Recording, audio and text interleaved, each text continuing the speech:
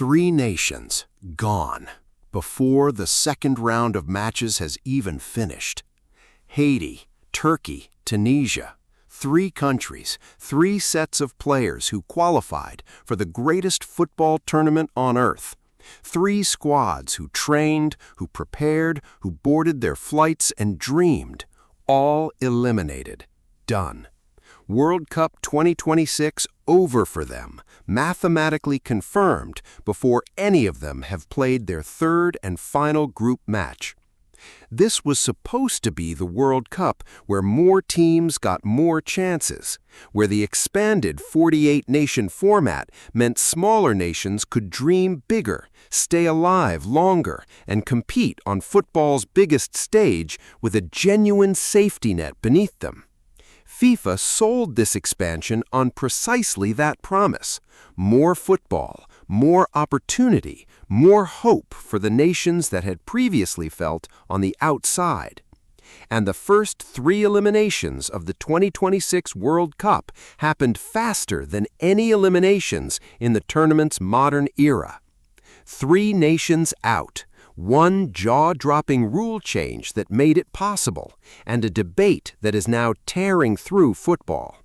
Stay with us, because the story of how Haiti, Turkey, and Tunisia became the first casualties of the 2026 World Cup reveals something about this tournament that even FIFA did not fully explain to the world. Let us start with Turkey, because Turkey's elimination contains one of the most extraordinary sequences in the entire tournament so far. The United States versus Turkey in Group D, and in the 64th seconds of the match, 64 seconds before most fans had finished settling into their seats, Paraguay's Miguel Almiron scored the fastest goal of the tournament at that point. Except that was a different match. In Turkey's case, the relevant sequence came in their decisive fixture. Turkey needed a result to stay alive. They could not get it. The final score condemned them. But Turkey were already carrying the weight of what happened in their previous match, the infamous mouth-covering red card. Miguel Almiron's dismissal in the 48th minute of Paraguay versus Turkey, under FIFA's brand-new law, the first player in football history sent off for covering his mouth, had handed Turkey a numerical advantage they could not convert. Paraguay held on. Turkey could not capitalize, and the points that might have kept them alive never arrived. They go home. Their World Cup lasted 2 matches. The new rule change that was supposed to clean up football instead became part of the story of their elimination. Haiti's journey is even more painful because Haiti are not simply another eliminated team. Haiti are a football story that deserved a different ending. This is the first time Haiti has qualified for the FIFA World Cup in 50 years. 50 years!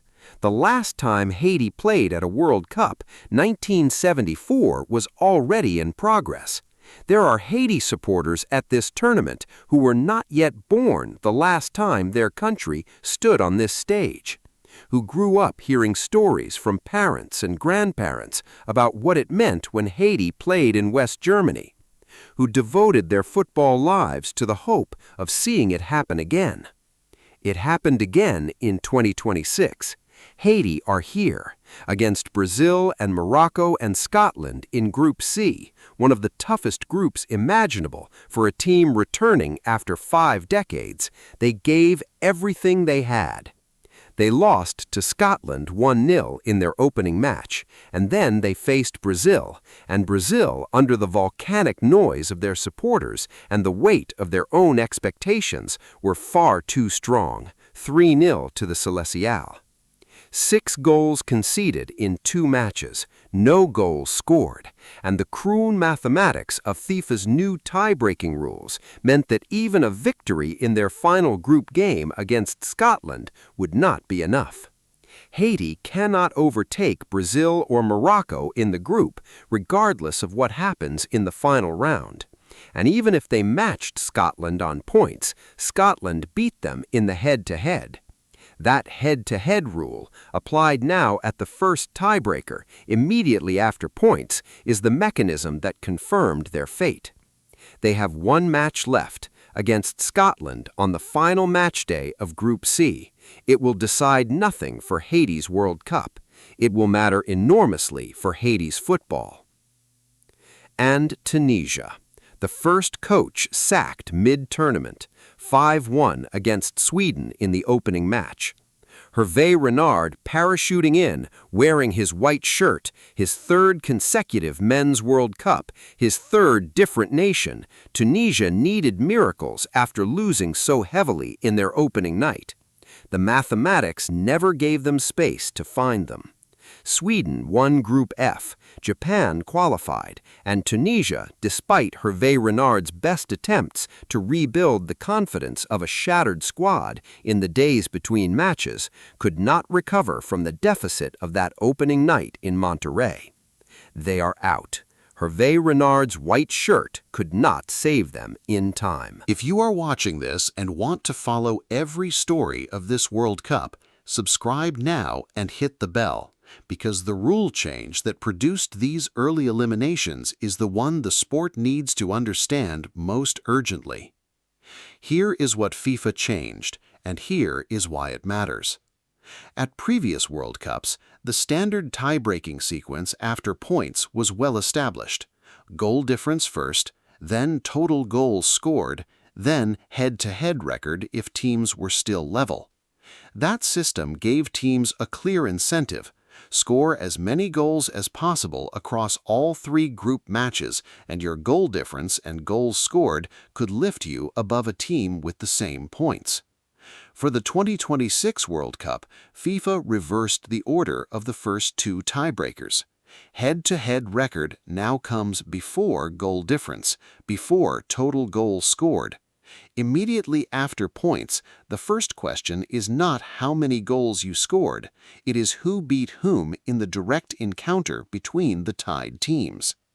The practical consequence is that a team who wins one match and loses one match has already determined their relative standing against the opponent they beat, regardless of what happens in any other game. If Haiti beats Scotland in the final round, and Scotland also have 3 points, it does not matter. Scotland beat Haiti in Game 1. That result governs the tie. Haiti finish below them. The rule was confirmed by FIFA in April of this year. It was not a secret change made in the darkness.